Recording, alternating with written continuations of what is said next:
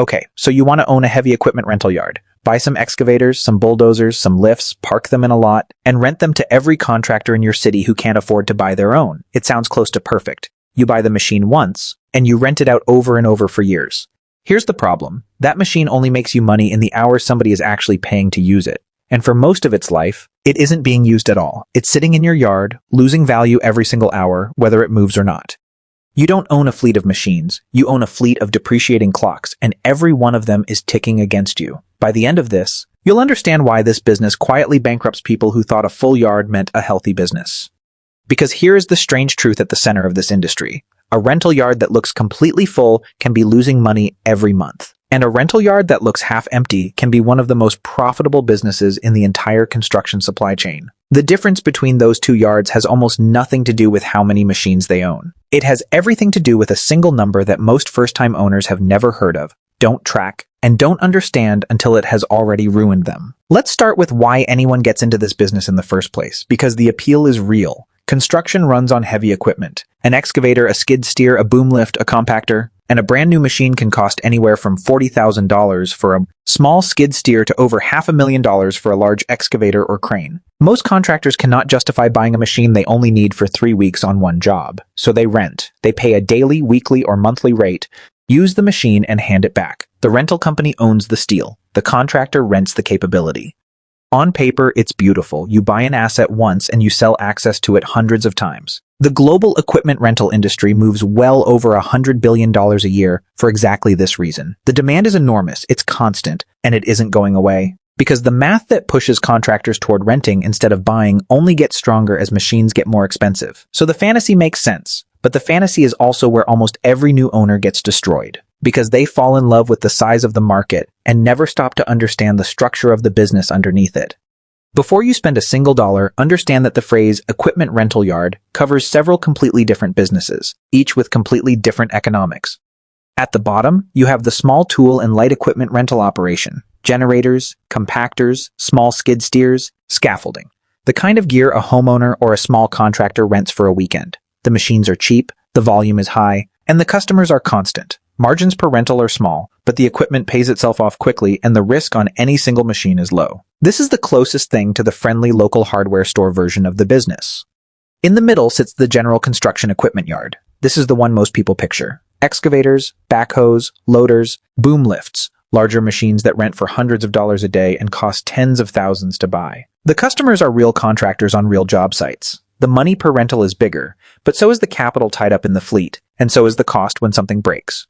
At the top, you have the specialized and heavy lift operators, large cranes, specialized earth-moving equipment, machines that cost hundreds of thousands or millions of dollars each and rent for thousands of dollars a day. These businesses can clear enormous margins because very few competitors can afford to own the equipment at all. But a single machine sitting idle at this level doesn't cost you a few dollars a day. It bleeds thousands.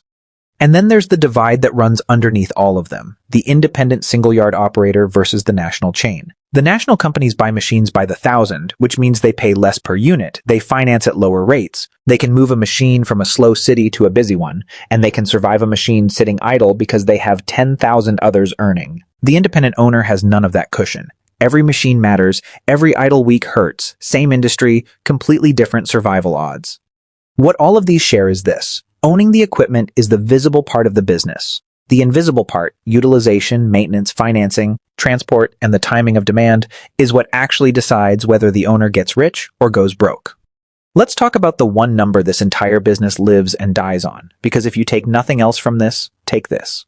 It's called utilization rate, and it's simply the percentage of time your machines are actually rented out and earning money versus sitting in your yard doing nothing. If you own a machine and it's rented every single day of the month, it's at 100% utilization. If it sits in your lot half the month, it's at 50%.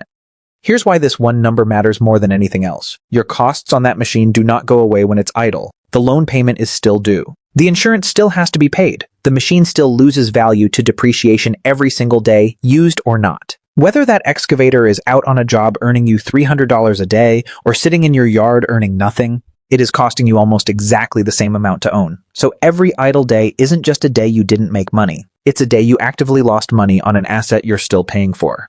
Now watch what this does to the business. Imagine two identical yards, same machines, same city, same daily rates. Yard A keeps its fleet rented out 65% of the time. Yard B, through slightly worse sales, slightly worse logistics, slightly worse luck, keeps its fleet rented 50% of the time. That's only a 15-point gap. It sounds small. It is not small. Yard A is generating 30% more revenue than Yard B on the exact same fleet, with the exact same costs. Yard A is comfortably profitable. Yard B cannot make its loan payments. The machines are identical. The prices are identical. The only difference is how many hours the iron was actually working. That is the whole business in one number. And to give you a sense of what good even looks like, the largest, most sophisticated equipment rental company in North America, running a professional fleet across hundreds of locations, typically runs time utilization in the low to mid-60s. In its best years, around 64%. Sit with that. The best operator in the entire industry, with every logistical advantage money can buy, has its machines actually working roughly 2/3 of the time. Which means if you, a first-time independent owner, built your business plan assuming your excavators would rent 90% of the time, you built your business plan on a number that the industry's best players have never achieved. This is the trap almost every new owner walks into. They obsess over buying more machines, filling the yard, looking like a real operation. But a full yard doesn't mean a healthy business. A full yard means nothing is earning. The goal was never to own the most equipment. The goal is to own the right amount of equipment and keep as much of it as possible out on rent. An owner with 20 machines at 70% utilization will crush an owner with 40 machines at 40% utilization every single time and sleep better doing it. People assume the hard part of this business is finding customers. It isn't. The hard part is surviving the amount of money you have to spend before a single machine has earned you $1. Start with the fleet itself because it's the giant number. A serious general equipment yard needs a mix of machines to be useful to contractors. You can't just own 5 excavators, because a contractor who needs a boom lift will call someone who has one and never call you again. So you need range. A few excavators of different sizes, some skid steers, a couple of loaders, boom lifts, compactors, maybe a backhoe or two. Even buying a modest starter fleet of 15 to 20 machines, mixing new and used, can easily run you between $1 and $3 million. Buy heavier or more specialized machines and that number climbs fast. Almost nobody pays cash for this. They finance it. And here's where the first hidden pressure appears. Financing a $2 million fleet at current interest rates can mean $30,000 to $40,000 a month in loan payments before you've rented out anything at all. That payment arrives every month, on time, whether your yard is busy or dead. It does not care that it rained for 2 weeks. It does not care that construction slowed down. That fixed monthly number is the clock the whole business runs against. Then comes the yard itself. You need land, and not just any land. You need a large, secure, accessible lot, usually zoned industrial, ideally near the highways and the construction corridors your customers work in. Heavy machines need space to be parked, loaded, and maneuvered. That land is either a large monthly lease or a major purchase, and in a good industrial location near a growing city, it is not cheap. You also need the yard to be secure. Fencing, lighting, cameras, because you are storing millions of dollars of highly stealable, highly strippable equipment out in the open. Then the part nobody budgets for correctly, the support infrastructure. You need a repair shop because machines break constantly, and waiting a week for an outside mechanic means a week of lost rental income. That means a covered maintenance bay, tools, a parts inventory, and at least one skilled diesel mechanic on payroll. And skilled heavy equipment mechanics are expensive and hard to find. You need transport capability because most contractors expect you to deliver the machine to the job site and pick it up. A heavy-duty truck and lowboy trailer capable of hauling a large excavator can cost well over $150,000 on its own, plus a licensed driver to run it. Add an office, a computer system to track where every machine is and when it's due back, insurance to open the doors, and a cash reserve to survive the first several months while you build a customer base. By the time everything is in place, opening a real heavy equipment rental yard is not a few $100,000 project. It is frequently a $2 to $5 million commitment before your first machine rolls out the gate. And most of that money is now locked inside steel that only earns when it moves.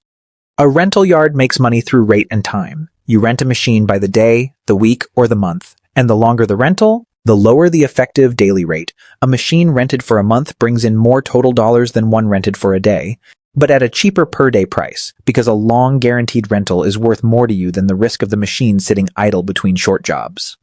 A mid-sized excavator might rent for $300 to $500 a day, $1,500 to $2,000 a week, or $4,000 to $6,000 a month. Multiply that across a fleet and the revenue can look spectacular. But remember the number that runs everything. Those rates only turn into real money at the utilization rate you can actually achieve, and no yard is ever at 100%. There's a second, quieter revenue stream that experienced owners guard carefully, and it's often where the real profit hides: the extras. Delivery and pickup fees for hauling the machine to and from the site. Damage waivers, a small daily fee the customer pays so they're not on the hook if the machine gets dinged, which is essentially an insurance product you sell at high margin.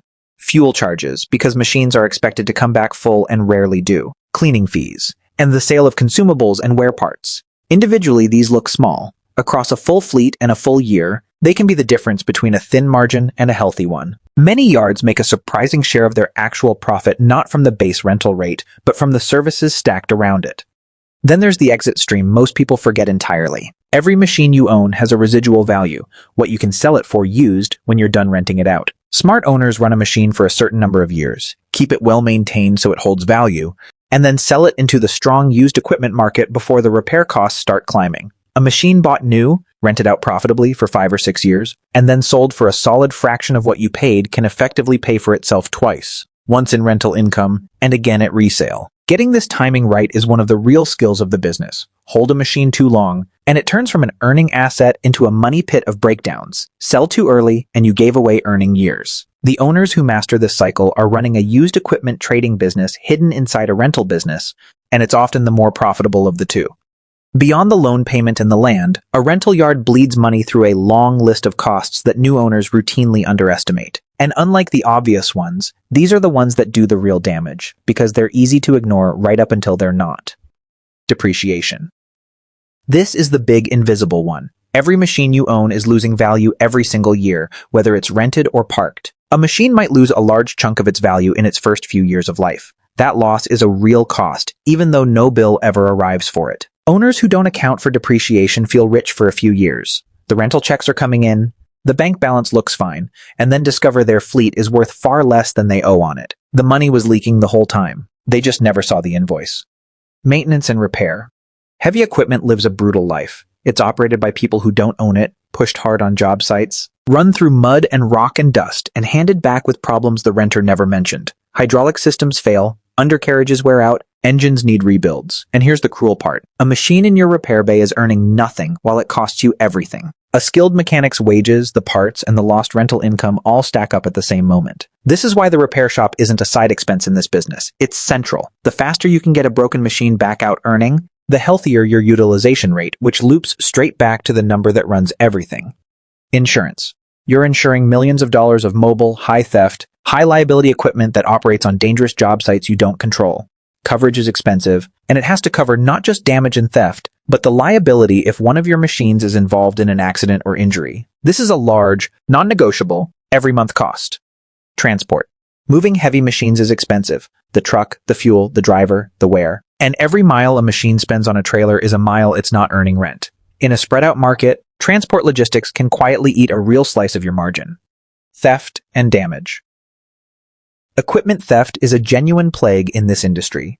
Machines are stolen off job sites and out of yards, stripped for parts, or simply driven away and never seen again. Even with insurance, theft means deductibles, higher future premiums, and a hole in your fleet right when a customer wanted that machine. And renters damage equipment constantly, some of it recoverable through damage waivers and deposits, much of it just absorbed.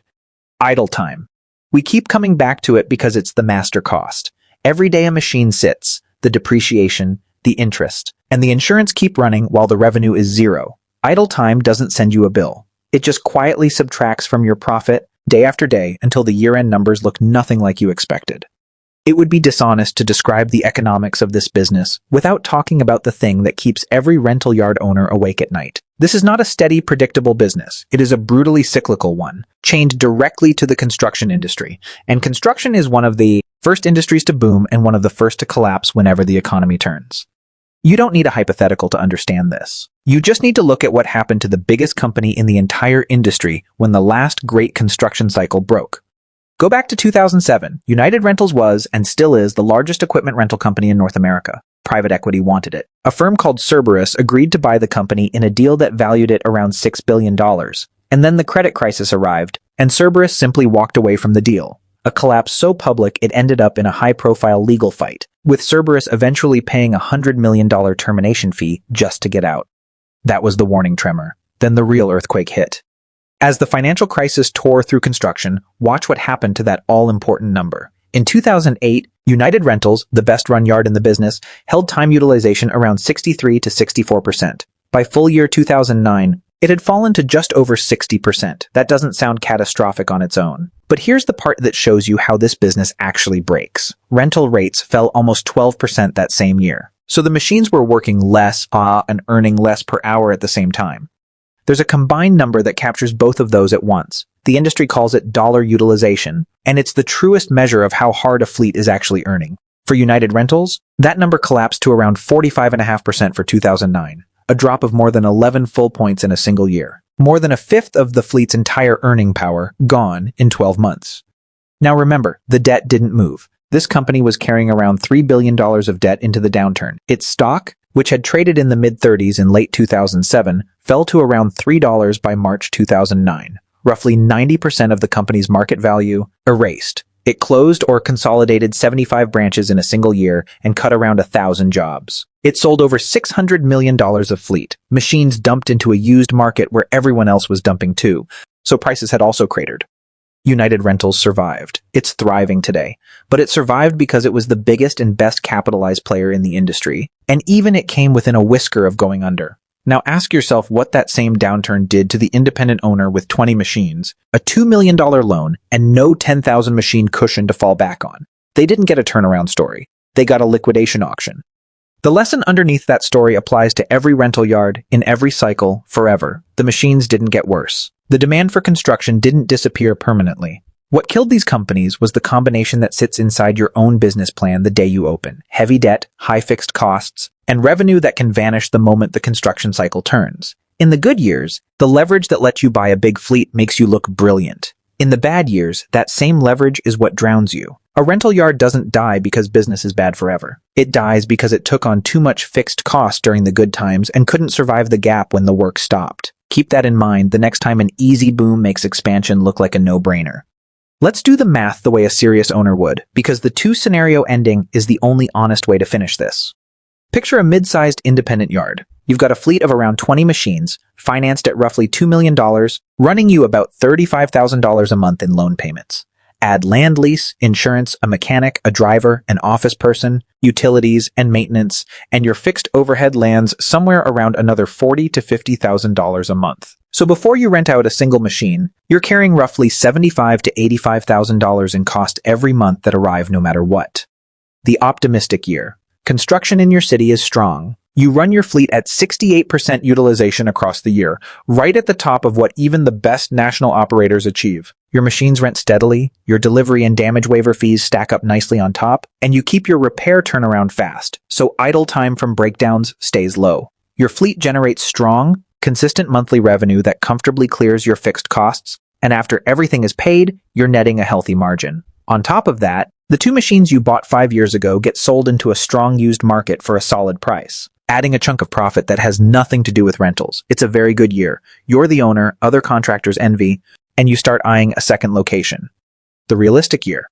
Construction softens. Not a collapse, just a slowdown. A couple of big projects in your area wrap up and the next ones are delayed. Your utilization slips from 68% to 52%. That sounds survivable. It is not, because your costs didn't slip with it. That $75,000 a month in fixed costs is still due in full. Meanwhile, one of your excavators throws a hydraulic failure and sits in the repair bay for 6 weeks waiting on a part, earning nothing while a competitor rents to the customer who wanted it. A machine gets damaged badly enough that the waiver doesn't fully cover it. And because every other yard in town is also slow, you can't raise rates. If anything, you're cutting them to keep machines moving. Exactly the way the whole industry did in 2009. Suddenly, the same yard that printed money last year is barely breaking even or slipping into a loss. And you're covering the gap out of your reserve and your line of credit, waiting for the construction cycle to turn back. Same yard, same machines, same prices. The difference between a great year and a frightening one was a 16-point swing in a single number you don't fully control, and a couple of breakdowns you couldn't predict. That gap, on a yard this size, is easily a swing of several $100,000 in profit on the exact same fleet. That's not bad luck. That's the actual architecture of this industry. Owning a heavy equipment rental yard is not a passive investment. It is not buy the machine once and collect rent forever. It is a demanding, capital-heavy, cyclical operation that requires you to master fleet financing, utilization management, maintenance logistics, resale timing, and the brutal rhythm of the construction cycle all at once. The barrier to entry is high and rising, because equipment gets more expensive every year and the machines themselves get more complex to maintain. And yet the demand is genuinely there. Construction isn't going away. The economics that push contractors to rent instead of buy only get stronger as machines get pricier. There is real, durable money in this business. But it does not go to the owner with the fullest yard. It goes to the owner with the most disciplined operation, the one who tracks utilization like a hawk, keeps the fleet size to real demand instead of ego, gets broken machines back out earning fast, times the buy and the resale of every unit, and, above all, refuses to drown himself in fixed debt right before the cycle turns. Because here's the thing you have to hold on to, the thing this entire business comes down to. When you buy that excavator, you didn't really buy a machine. You bought a block of time that starts expiring the moment you own it. And your only job, your entire job, is to sell as many hours of that time as you possibly can before it's gone. The iron in the yard isn't the asset. The hours it spends working are the asset. You don't own a fleet of machines, you own a fleet of clocks. And the owners who get rich in this business were never the ones with the most machines. They were the ones who best understood that every one of those clocks is always ticking, and made sure that, as often as possible, somebody else was paying for the time.